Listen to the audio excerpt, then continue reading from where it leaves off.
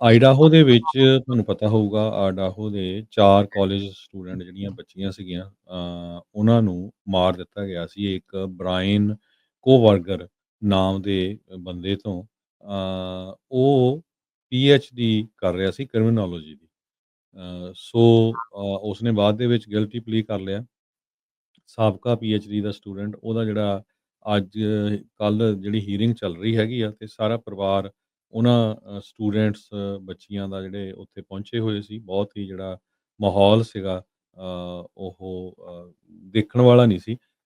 ਵੀ ਜਿਨ੍ਹਾਂ ਦੀਆਂ ਜੰਗ ਬੱਚੀਆਂ ਕਾਲਜ ਜਾਂਦੀਆਂ ਜਿਹੜੀਆਂ ਆ, ਉਹ ਇੱਕ ਬੇਵਕੂਫ ਸਦਾਈ ਬੰਦੇ ਨੇ ਮਾਰ ਦਿੱਤੀਆਂ ਹੋਣ। ਹੁਣ ਜੋ ਪ੍ਰੋਸੀਕਿਊਟਰਸ ਆ ਉਹ ਉਹਦੇ ਲਈ ਜਿਹੜਾ ਆ ਬਰਾਇਨ ਦੇ ਲਈ ਲਾਈਫ ਇੰਪ੍ਰਿਜ਼ਨਮੈਂਟ ਕਹਿ ਰਹੇ ਹੈਗੇ ਆ। ਹੁਣ ਤੁਸੀਂ ਦੇਖੋ ਵੀ ਇਦਾਂ ਦੇ ਬੰਦੇ ਨੂੰ ਤਾਂ ਵੈਸੇ ਫਾਂਸੀ ਹੋਣੀ ਚਾਹੀਦੀ ਹੈਗੀ ਆ, ਜੋ ਉਸਨੇ ਇੰਨੀ ਘਿਨੌਣੀ ਕੰਮ ਜਿਹੜਾ ਕੀਤਾ ਸੀਗਾ। ਇੱਕ ਜਿਹੜੇ 2 ਸਰਵਾਈਵਰ ਆ ਡਾਇਲਨ ਮੋਰਟਨਸਨ, ਉਹਨਾਂ ਨੇ ਇਹ ਕਿਹਾ ਵੀ ਇਸ ਬੰਦੇ ਦੇ ਕਾਰਨ ਸਾਡੇ ਜਿਹੜੇ 4 ਸਾਥੀ ਜਿਹੜੇ ਸਟੂਡੈਂਟ ਸੀਗੇ ਉਹਨਾਂ ਨੂੰ ਮੌਤ ਦੇ ਘਾਟ ਜਿਹੜਾ ਇਸ ਨੇ ਉਤਾਰ ਦਿੱਤਾ ਹੈਗਾ ਆ। ਇੱਕ ਵਿਕਟਮ ਦੇ ਫਾਦਰ ਜਿਹੜੇ ਆ ਕਾਇਲੀ ਕੌਨਕਲੇਵਸ ਦੇ, ਉਹਨਾਂ ਨੇ ਇਹ ਕਿਹਾ ਆ ਵੀ ਇਹ ਮਰਡਰਰ ਹੈਗਾ ਬੰਦਾ, ਤੇ ਸਾਨੂੰ ਜਿਹੜਾ ਆ ਇਹਨੂੰ ਸਖਤ ਤੋਂ ਸਖਤ ਜਿਹੜੀ ਸਜ਼ਾ ਆ ਉਹ ਦੇਣੀ ਚਾਹੀਦੀ ਹੈਗੀ ਆ।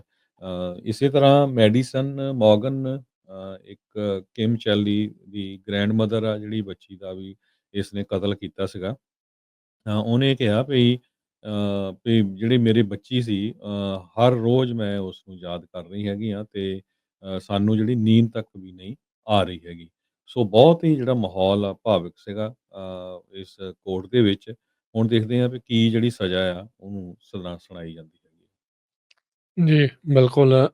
ਪੀੜਤ ਪਰਿਵਾਰ ਵਾਲਿਆਂ ਦੇ ਮਨ 'ਚੋਂ ਇਹ ਜਿਹੜਾ ਗੁੱਸਾ ਜਿਹੜਾ ਹਰਜੋਤ ਸਿੰਘ ਜੀ ਨਿਕਲਣਾ ਸੁਭਾਵਿਕ ਹੀ ਸੀਗਾ। ਬੀਤੇ ਦਿਨਾਂ ਦੇ ਵਿੱਚ ਇਸਨੇ ਕਹਿ ਸਕਦੇ ਹਾਂ ਵੀ ਇਹ ਜਿਹੜੇ ਦੋਸ਼ ਹੈ ਇਸ ਦੇ ਉੱਤੇ ਉਹ ਸਾਹਮਣੇ ਜਿਹੜੇ ਲਾਏ ਗਏ ਸੀਗੇ ਉਹ ਪ੍ਰੂਵ ਹੋ ਰਹੇ ਸੀਗੇ।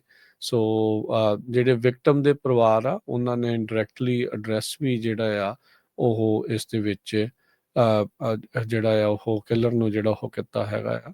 ਸੋ ਬਹੁਤ ਕੁਛ ਇਹ ਤੋਂ ਪਰਿਵਾਰ ਵਾਲੇ ਪੀੜਤ ਪਰਿਵਾਰ ਵਾਲੇ ਹੀ ਜਿਹੜੇ ਉਹ ਜਾਣ ਸਕਦੇ ਵੀ ਕੀ ਕੁਛ ਹੋਇਆ। ਫੇਸ ਟੂ ਫੇਸ ਜਦੋਂ ਆਪਣੇ ਬੱਚੇ ਦੇ ਇੱਕ ਕਾਤਲ ਦੇ ਨਾਲ ਹੋਣਾ ਆ, ਤਾਂ ਉਹ ਉਹਨਾਂ ਦੇ ਲਈ ਬਹੁਤ ਔਖਾ ਜਿਹੜਾ ਆ ਉਹ ਹੁੰਦਾ ਆ। ਸੋ ਪ੍ਰੋਸੀਕਿਊਟਰ 99 ਸਾਲ ਦਾ ਨੋ ਕੰਟਰੈਕਟ ਆਰਡਰ ਜਿਹੜਾ ਆ ਉਸ ਦੀ ਮੰਗ ਕਰ ਰਹੇ ਆ ਕੋਬਰਗਰ ਤੋਂ ਉਲਟ।